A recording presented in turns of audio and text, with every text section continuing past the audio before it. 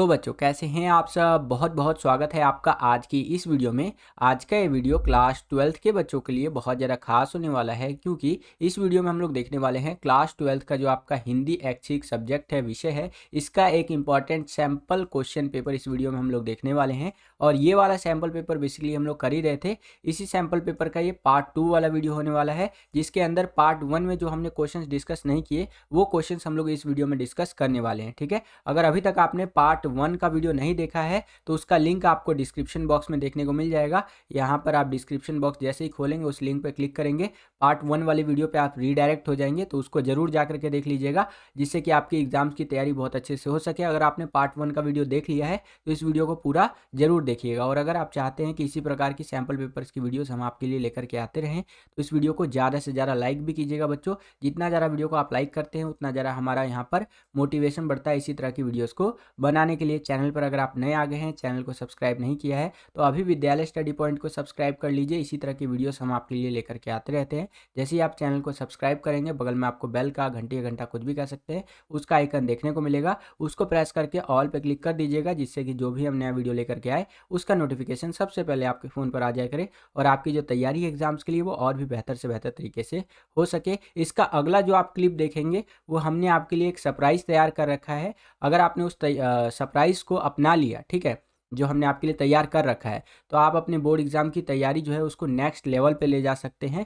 ठीक है, तो अगला क्लिप देखिए। हम आपके लिए लेकर के आए हैं हिंदी के 20 सैम्पल पेपर्स। जी हाँ बच्चों, अगर आप इन 20 सैम्पल पेपर्स की तैयारी करते हैं तो आप अपने बोर्ड एग्जाम्स में बहुत अच्छे मार्क्स प्राप्त कर सकते हैं। आज ही इन सैम्पल पेपर्स को लीजिए और अपने बोर्ड एग्जाम की जो तैयारी है उसको नेक्स्ट लेवल पर लेकर के जाइए। इन सैम्पल पेपर्स के अंदर हमारा आज तक का सारा एक्सपीरियंस आपको देखने को मिलेगा। तो सैम्पल पेपर लेने के लिए स्क्रीन पर दिए हुए नंबर पर कॉन्टैक्ट कीजिए और 50% की भारी छूट का लाभ उठाइए।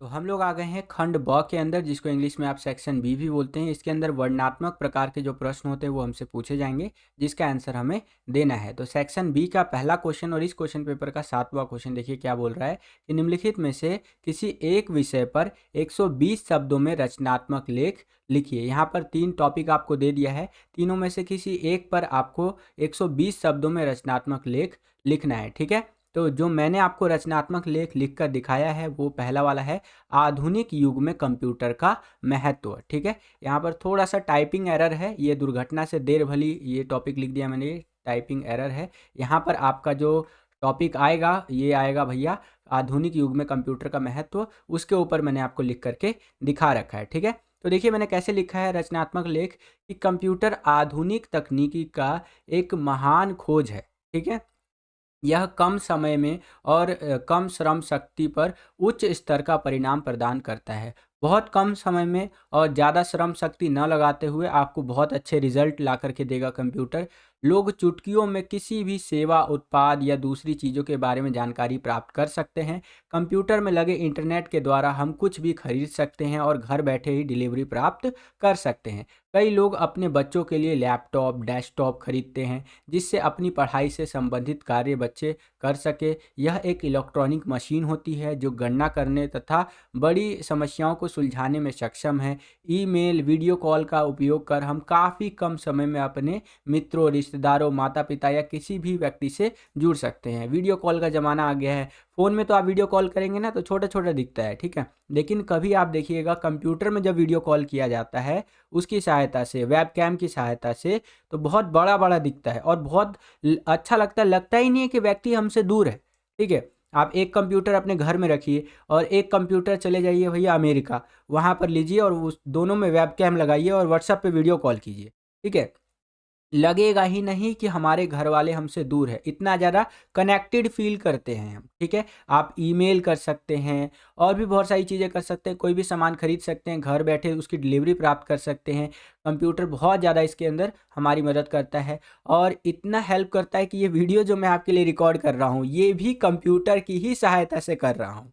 ठीक है, तो आज के टाइम पे पढ़ाई के संदर्भ में भी अगर बात करें तो कंप्यूटर का एक विशेष महत्व है।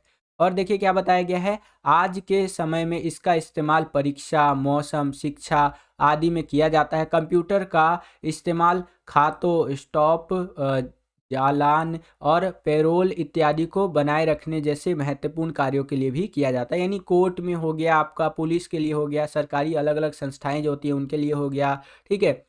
हर जगह कंप्यूटर का महत्व आज के टाइम पे आपको देखने को मिलेगा। आप बैंक में चले जाइए, बैंक में जब आप जाएँगे तो वो जो काम कर रहे होते हैं बैंक वाले किस पे कर रहे होते हैं? कंप्यूटर पे कर रहे होते हैं। पहले के ज़माने में मैनुअली करते थे, हाथ से लिखते थे। जैसे पासबुक की एंट्री करनी होती थी तो हाथ से लिख देते थे कि 1000 रुपए इनके खाते में जमा हुए। लेकिन आज के टाइम पे सारा कंप्यूटर का ज़माना है, वो कंप्यूटर से ही वो कुछ-कुछ बटन दबाते हैं और आपको वो एंट्री करके दे देते हैं। तो पूरी दुनिया में देखा जाए तो कंप्यूटर का एक विशेष और महत्व आपको देखने को मिलता है बच्चों, ठीक है?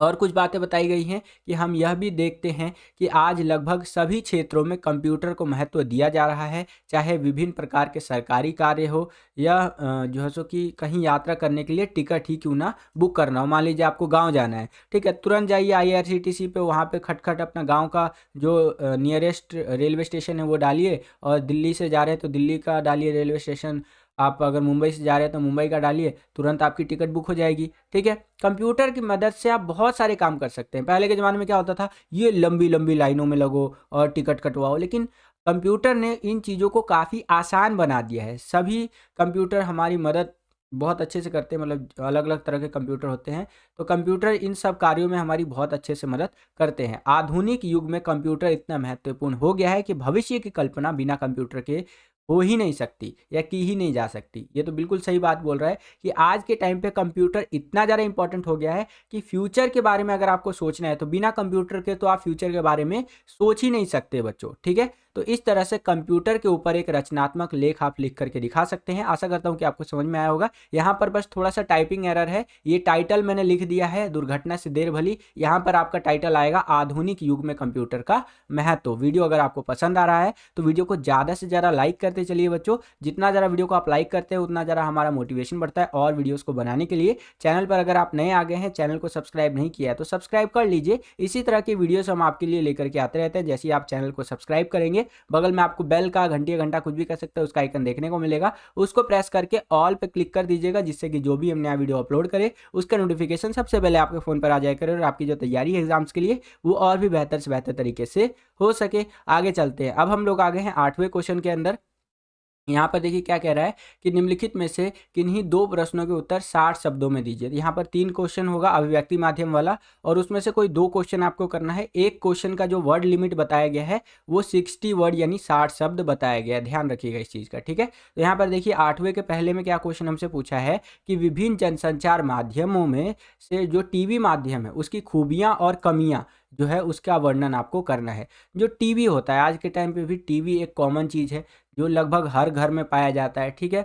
तो जो टीवी माध्यम है वो एक जनसंचार का माध्यम है। इसकी क्या कमियां होती है और क्या खूबियां होती है वो आपको बताना है बच्चों। तो अगर बात करें टीवी माध्यम की, पहले इसकी यहाँ पर खूबियों की बात कर लेते हैं। तो बहुत सारी खूबियां आप लिख सकते हैं, जैसे विश्व की घटनाओं को घर बैठे सीधे लाइव देख सकते हैं। देश दुनिया में क्या हो रहा है उसको सीधा हम घर पर लाइव देख सकते हैं कि देखिए दुनिया में ये चीज़ हो रहा है, वो चीज़ हो रहा है, ठीक है? तो ये सारा चीज़ आपको टीवी पर देखने को मिल जाएगा। यह मनोरंजन व ज्ञानवर्धन का उत्तम साधन है, ठीक है? इससे आप एंटरटेनमेंट भी कर सकते हैं अपने गाने वगैरह सुन के, सीरियल वगैरह धूम तनाना देख के, ठीक है? और ज्ञानवर्धन भी कर सकते हैं, नॉलेज भी प्राप्त कर सकते हैं, ठीक है?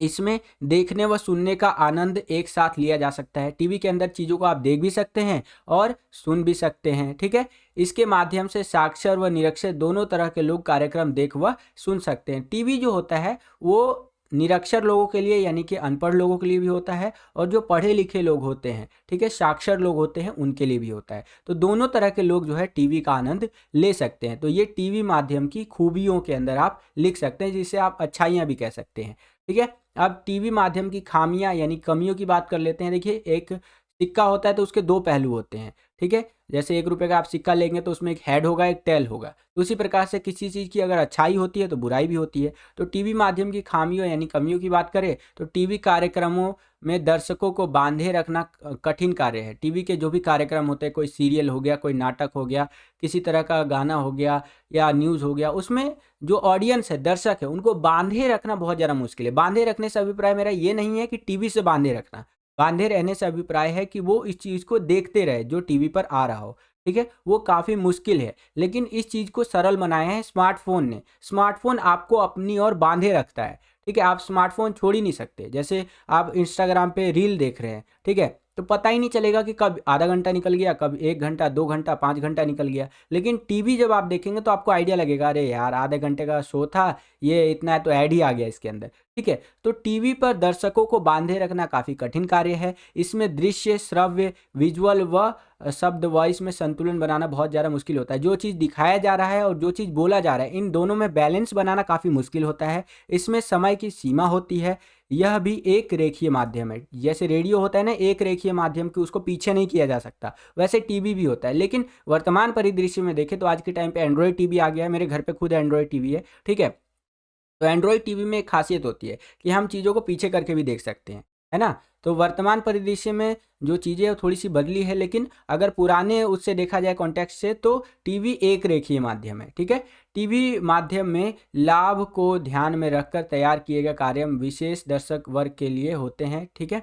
अतः ये टाइप्ड हो जाते हैं। कहने का मतलब ये है कि उसमें लाभ को ध्यान में रख कर के कार्यक्रम वगैरह बनाए जाते हैं, जो कि किसी एक पर्टिकुलर वर्ग को टारगेट करता है। तो इस तरह से टीवी माध्यम की कमियों को आप लिख सकते हैं। आशा करता हूँ कि आपको समझ में आया होगा बच्चों। दूसरा क्वेश्चन देखिए बच्चों, यहाँ पर क्या पूछ रहा है हमसे कि कविता लेखन के लिए आवश्यक प्रमुख घटकों का वर्णन कीजिए। जब कविताएं लिखी जाती है तो उसके लिए प्रमुख जो हमारे आवश्यक घटक होने चाहिए उसके बारे में आपको बताना है। तो देखिए, जब कविताएं लिखी जाती है तो कवि को इस चीज़ का ध्यान रखना चाहिए कि जो भी उसकी कल्पनाएं हैं, जो भी उसका अनुभव है, उसका इस्तेमाल करके वो जीवन के जो मधुर और कटु दोनों रूप है उसको कविताओं के अंदर प्रकट करे, ठीक है? कवि को केवल कोरी कल्पना से बचना चाहिए, ठीक है? और क्या चीज़ है भैया? सहज संप्रेषण शक्ति। कवि कविता केवल अपने लिए नहीं लिखता है बल्कि पूरे समाज के लिए लिखता है। ये तो ज़ाहिर सी बात है, ठीक है? तो उसको अपने भावों और विचारों से समाज को परिचित कराना चाहिए, ठीक है? और इसीलिए वह अपने भावों का साधारणीकरण करता है। सहज व सरल भाव पाठक को कविता के साथ बांध देती हैं, ठीक है? सहज और सरल अगर होगा कविता तो जो पाठक होगा यानी पढ़ने वाला रीडर होगा वो कविता से बंधा हुआ रहेगा, ठीक है? तो कुछ इस तरह से यहाँ पर बताया गया है। वीडियो को पॉज करके आप रीड कर सकते हैं। इससे पहले वाला जो मैंने वीडियो बनाया था सैम्पल पेपर नंबर 4 का, उसके अंदर भी ये क्वेश्चन आया था, तो उसके अंदर भी मैंने आपको बहुत अच्छे से एक्सप्लेन कर दिया था। अगर आपने इससे पहले की वीडियोस नहीं देखी है तो ज़रूर जा कर के देखिए। हिंदी को लेकर के हमने ऑलमोस्ट सब कुछ बना दिया है आपके लिए, ठीक है? आपका अभिव्यक्ति माध्यम का वन शॉट का वीडियो बना दिया है, अंतरा का बना दिया, अंतराल का बना दिया वन शॉट का वीडियो, 4 सैंपल पेपर करवा दिए हैं। ये 5वां सैंपल पेपर का लास्ट वीडियो है, पार्ट 2 वाला वीडियो। ये करवाने के बाद आपका यहाँ पर 5 सैंपल पेपर हो जाएगा, ठीक है? ऑलमोस्ट सब कुछ करा दिया है जिससे कि आपकी हिंदी की एग्ज़ाम की तैयारी हो सके। आपका टॉपर आंसर शीट बता दिया है और भी बहुत कुछ हम आपके लिए लाते रहेंगे, तो सब्सक्राइब करे रखिएगा, ठीक है? तो इस तरह से इस क्वेश्चन का आंसर आपको लिखना है। आगे चलते हैं। अगला क्वेश्चन देखिए, प्रिंट माध्यम से क्या तात्पर्य है एवं विज्ञापन के 2 उद्देश्य लिखिए। तो प्रिंट माध्यम से तात्पर्य है अखबार, पत्रिकाएं, पुस्तकें। इन्हें प्रिंट किया या छापा जाता है, इसीलिए इन्हें प्रिंट माध्यम कहते हैं। जैसे एक अखबार उठा करके देख लीजिए, ठीक है? उसके अंदर ऐसा तो है नहीं कि डिस्प्ले लगा हुआ है, आप चेंज कर सकते हैं न्यूज़ को, नहीं। अखबार में क्या होता है, छपा हुआ चीज़ आता है, ठीक है? तो वो प्रिंट माध्यम के अंदर आएगा। इसी तरह से किताबें होती हैं बच्चों आपका, उसी प्रकार से जो आपका मैगज़ीन होता है वो भी प्रिंट माध्यम के अंदर आता है। तो ये आपका प्रिंट माध्यम कहलाता है, जिसमें चीज़ें छपी हुई, मुद्रित आपको देखने को मिलेगी। ओके? और आगे बात करें विज्ञापन के 2 उद्देश्यों की, यानी कि जो एडवर्टाइज़मेंट दिया जाता है, उसके क्या उद्देश्य होते हैं? तो अपने उत्पाद की विशेषताएँ बताना, ठीक है? जो भी प्रचार किया जाता है, उसमें एक ख़ासियत ये होती है कि भैया अपना जो उत्पाद है, जो भी जिस चीज़ का भी प्रचार आ रहा है, उसमें उस चीज़ का ख़ासियत बताया जाएगा। जैसे अमूल दूध पीता है इंडिया, ठीक है? तो ये एक तरह का प्रचार है जो कि अमूल कंपनी के द्वारा चलाया जाता है। और इससे क्या संदेश देने का जो है सो कि वो किया जा रहा है, तो इससे ये संदेश देने का प्रयास किया जा रहा है कि अमूल दूध जो है पूरा भारत पीता है, आप भी पीजिए, ठीक है?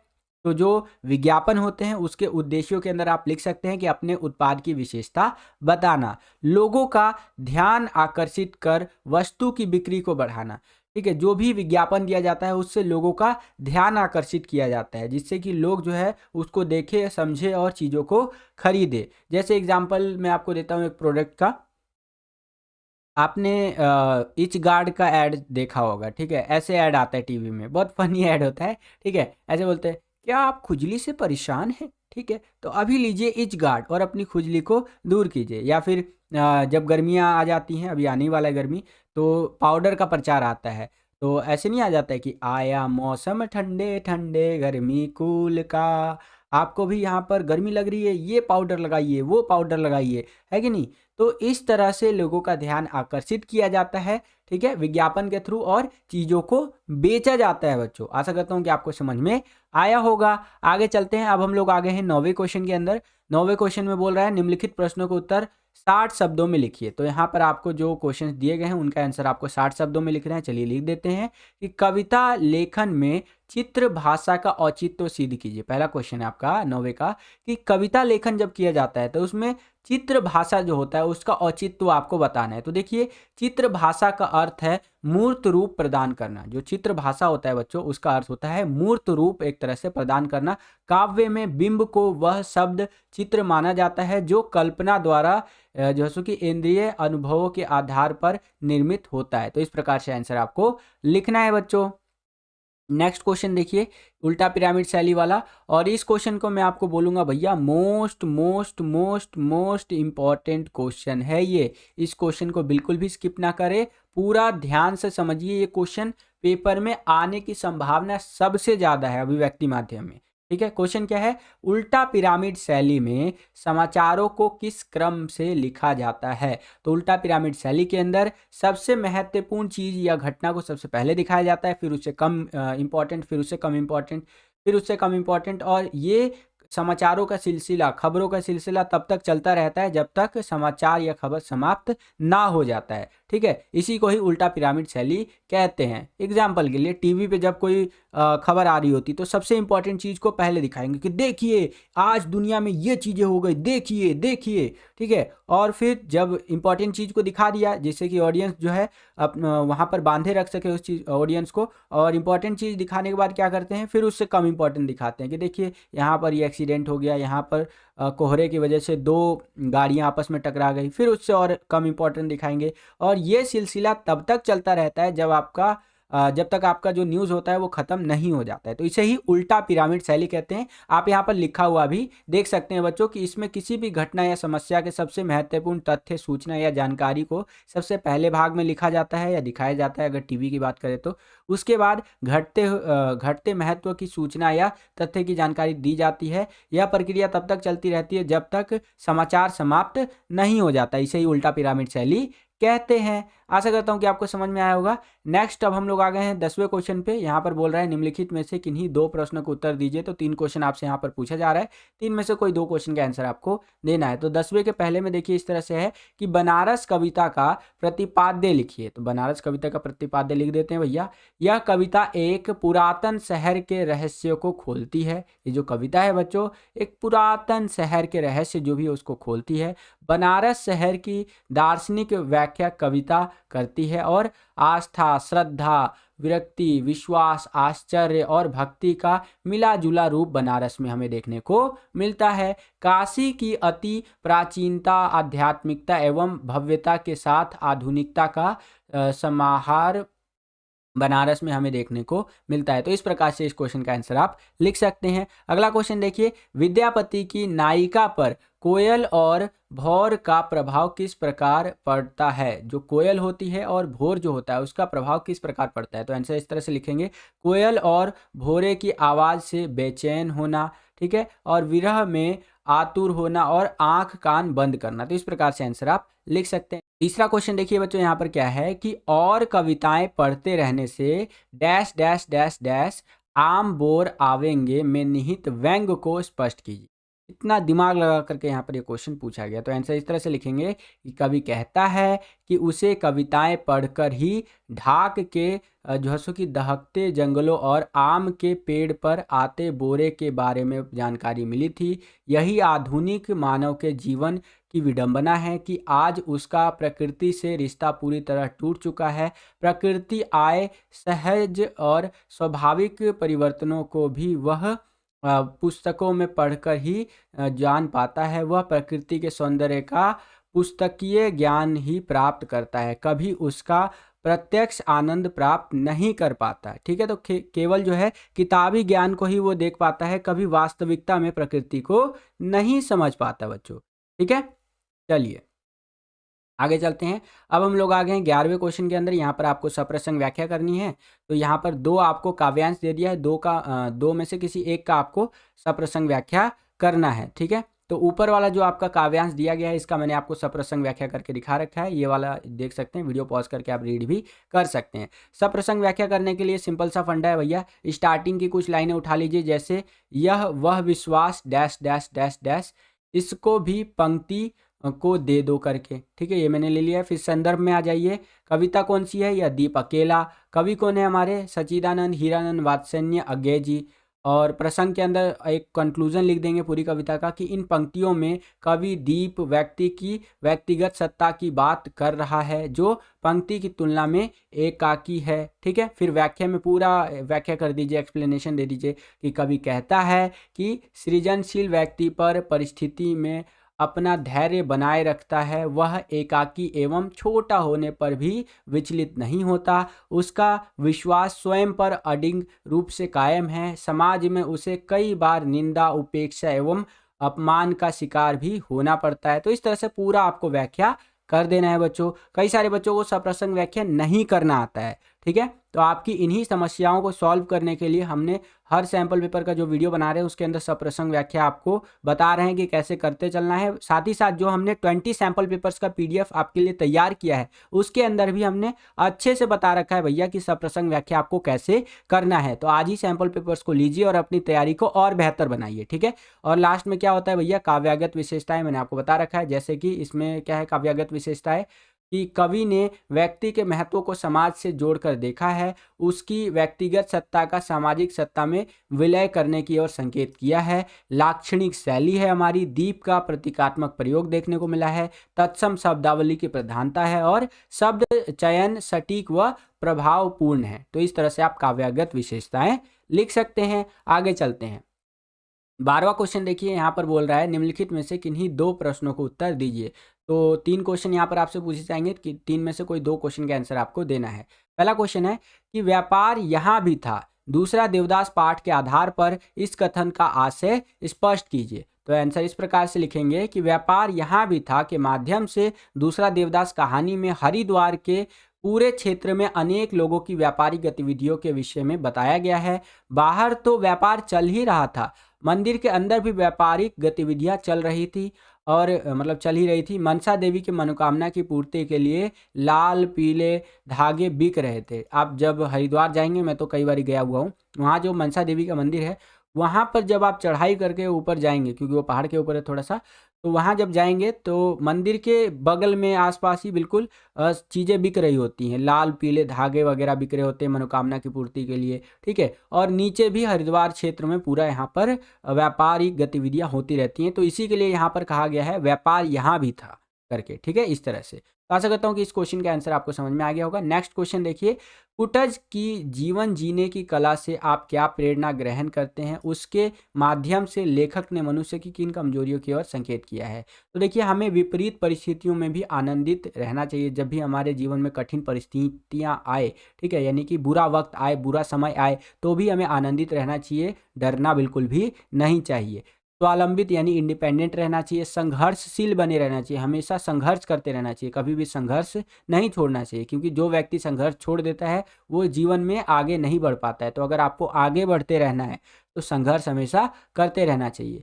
अपने प्राप्य को हर हाल में प्राप्त करना, जो भी आपका प्राप्य है, जो भी आपका लक्ष्य है, उसको हर हाल में प्राप्त करना। तो इस तरह से आंसर आप लिख सकते हैं। तीसरा क्वेश्चन देखिए बच्चों, यहाँ पर क्या पूछ रहा है हमसे कि जलालगढ़ पहुंचने के बाद बड़ी बहुरिया के सामने हरगोविंद ने क्या संकल्प लिया, इससे उसकी कौन सी विशेषता उद्घाटित होती है, यानी विशेषता बाहर निकलती है। तो जलालगढ़ पहुंचने के बाद बड़ी बहुरिया के सामने हरगोविंद ने यह संकल्प लिया कि अब वह उसे कोई कष्ट नहीं होने देगा। किसे?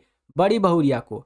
अब वह बड़ी बहुरिया का सारा काम करेगा। बड़ी बहुरिया उसकी माँ के समान है और सारे गांव की माँ के समान है अब उसे गांव छोड़कर जाने की आवश्यकता नहीं है। इस भाव से हरगोविंद की कर्तव्य निष्ठा तथा स्वामी भक्ति की भावना उद्घाटित होती है, जो उसके चरित्र को और अधिक मजबूत बनाती है। तो इस प्रकार से आंसर आप लिख सकते हैं बच्चों। ओके, आगे चलते हैं। अब हम लोग आ गए हैं 13वें क्वेश्चन के अंदर। यहाँ पर 2 गद्यांश दे दिए हैं और दोनों में से किसी एक की आपको सप्रसंग व्याख्या करनी है। तो यहाँ पर ये पहला वाला आप देख सकते हैं, मैंने सेकंड वाला जो इसके अथवा में गद्यांश दिया है, इसका आपको सप्रसंग व्याख्या करके दिखा रखा है। वीडियो पॉज करके आप पूरा का पूरा रीड भी कर सकते हैं। तो इसके अथवा में कुछ इस तरह से देख सकते हैं। स्टार्टिंग की लाइनें मैंने ले ली है सप्रसंग व्याख्या करने के लिए, जैसे बड़े भैया के मरते ही जैसे सब डैश डैश डैश डैश बेचारी बड़ी बहुरिया करके। ठीक है, ये हो गया। अब संदर्भ में आ जाइए। तो पाठ है हमारा संवदिया, लेखक कौन है? फणीश्वर नाथ रेणु जी। और प्रसंग के अंदर बता दीजिए, जैसे कि इन पंक्तियों के माध्यम से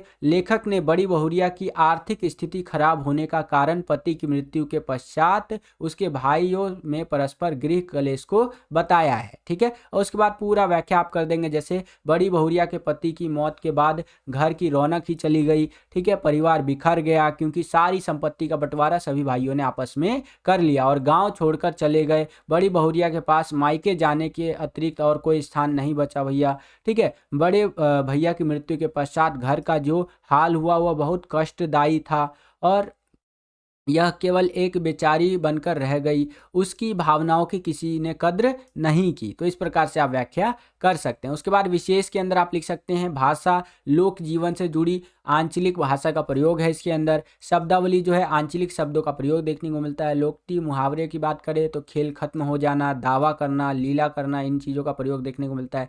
शब्द शक्ति की बात करें तो अभिधा शब्द शक्ति है। शैली की बात करें तो भावात्मक और प्रवाहपूर्ण शैली हमें देखने को मिलती है। तो इस प्रकार से आंसर आप लिख सकते हैं। आगे चलते हैं। अब हम लोग आ गए हैं 14वें क्वेश्चन के अंदर। यहाँ पर बोला जा रहा है निम्नलिखित में से किसी एक प्रश्न का उत्तर लगभग 60 शब्दों में दीजिए। तो यहाँ पर 2 क्वेश्चन दे दिया, 2 में से किसी एक क्वेश्चन का आंसर आपको लिखना है। तो पहला क्वेश्चन है कि आज की सभ्यता इन नदियों को गंदे पानी के नाले कैसे बना रही है?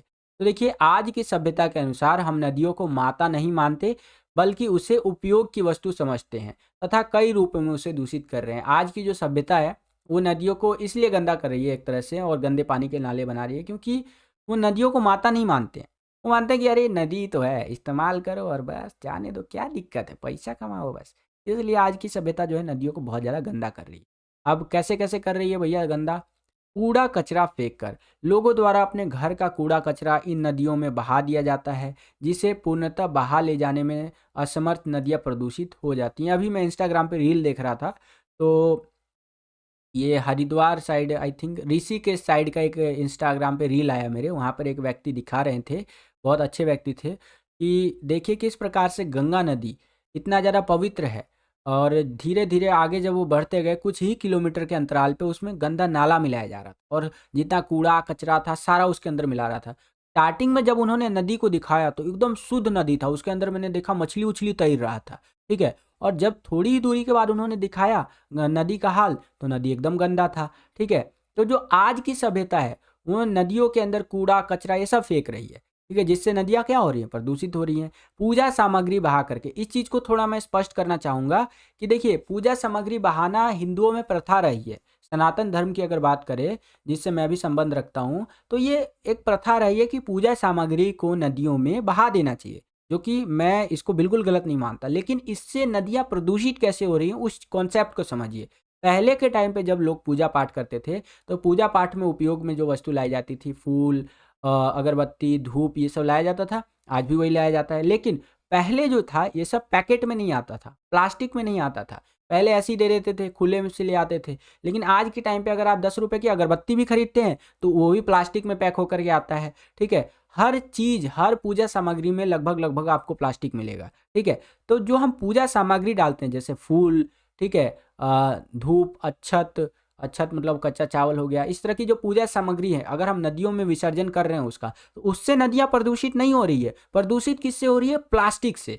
ठीक है, क्योंकि वो तो फूल वगैरह तो भैया जल में विलीन हो जाएगा या डिस्पोज हो जाएगा, लेकिन प्लास्टिक हजारों सालों तक वैसे ही रहता है। और वही प्लास्टिक नदी में जो जीव जंतु होते हैं जैसे मछली वगैरह वो खाते हैं, और वही मछलियों को पकड़ा जाता है, फिर नॉर्मल लोग खा लेते हैं, तो प्लास्टिक और फैल रहा है। समझ रहे हैं ना आप? तो जो आज के टाइम पे वर्तमान में जो पूजा सामग्री से गंदा हो रहा है नदी, वो प्लास्टिक की वजह से हो रहा है, या केमिकल वाला जो जैसे मूर्ति वगैरह होता है, गणेश जी की मूर्ति या और कोई जो भगवान जी की मूर्ति होती है जिनको हाथ जोड़ करके नमन है, उसको केमिकल से बनाया जाता है। उस मूर्ति को बहुत ज़्यादा केमिकल का प्रयोग किया जाता है।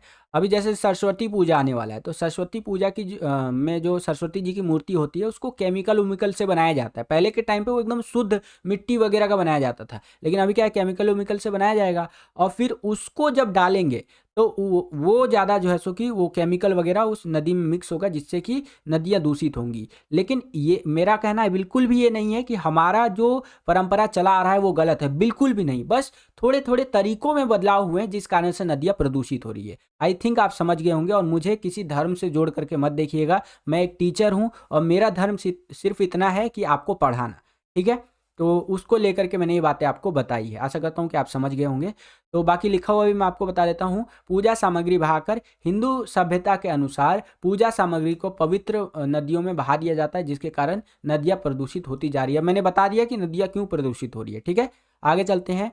कल कारखानों का रासायनिक पदार्थ जो है नदियों में बहाने के कारण, उद्योगों कारखानों से निकला सारा रासायनिक पदार्थ नदियों में बहाया जाता है, जिनसे नदियों का पानी जहरीला भी हो जाता है। तो इससे भी नदियाँ प्रदूषित हो रही है। नदियों का निरंतर रख रखाव ना करना। देखिए, दुनिया में कोई भी चीज़ ले लीजिए जिसका इंसान इस्तेमाल करता है या नहीं करता है, रख रखाव की ज़रूरत पड़ती है। नेचुरल चीज़ें तो खुद अपना रख रखाव कर लेती हैं, लेकिन जब इंसान नेचुरल चीज़ों को इस्तेमाल करने लग जाता है तो उसका रख रखाव करना बहुत ज़्यादा ज़रूरी है। एग्जाम्पल के लिए आप नदियाँ ही ले लीजिए ना, जिसकी हम बात कर रहे हैं, ठीक है? तो नदियों का इस्तेमाल हम अनेकों रूप से करते हैं, बिजली बनाने के लिए, या और मछली पालन के लिए नहीं, मछली पकड़ने के लिए, या और तरीक़ों से, ठीक है?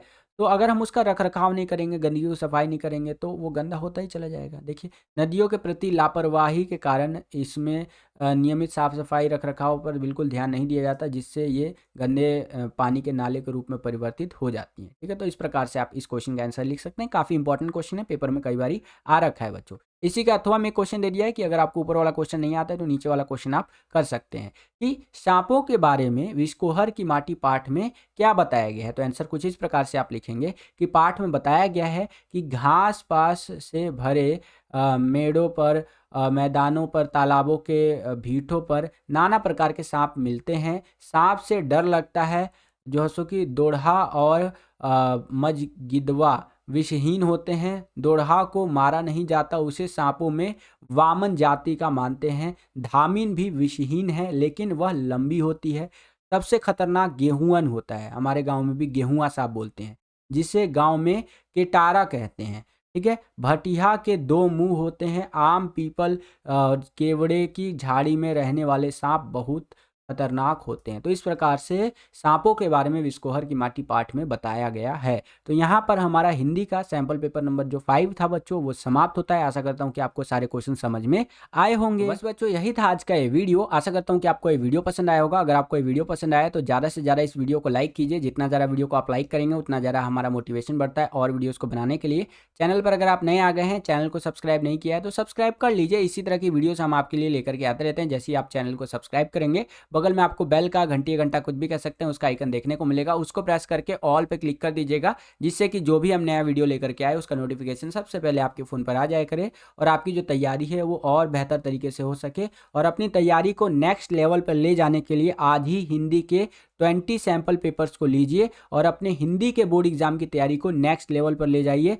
सैम्पल पेपर्स का PDF बाय करने के लिए आपको इस व्हाट्सअप नंबर पे कांटेक्ट करना है। वैसे तो इन पेपर्स का जो प्राइस है 20 सैम्पल पेपर्स का, वो 199 यानी कि 199 रुपये है। लेकिन अगर अभी आप इन सैम्पल पेपर्स को लेते हैं, एक आपको कूपन कोड लगाना पड़ेगा VSP07, तो आपको 50% की भारी छूट यानी कि भारी डिस्काउंट देखने को मिलेगा। और यही सैम्पल पेपर्स आपको केवल 99 रुपये में देखने को मिल जाएंगे। इस हिसाब से एक सैम्पल पेपर आपका केवल 5 रुपये का पड़ा। तो आज ही इन सैम्पल पेपर्स को लीजिए और अपने बोर्ड एग्जाम की जो तैयारी है उसको नेक्स्ट लेवल पर ले जाइए, हिंदी के बोर्ड एग्जाम की, ठीक है। और पॉलिटिकल और हिस्ट्री का भी सैम्पल पेपर रेडी है, अगर आप उनको लेना चाहते हैं तो उनको भी ले सकते हैं और अपनी तैयारी को और भी बेहतर बना सकते हैं। आज के इस वीडियो के लिए इतना ही, मिलता हूं आपसे अगली और एक्साइटिंग वीडियो में। तब तक के लिए खुश रहिए, खुश रखिए सभी को। जय हिंद, वंदे मातरम।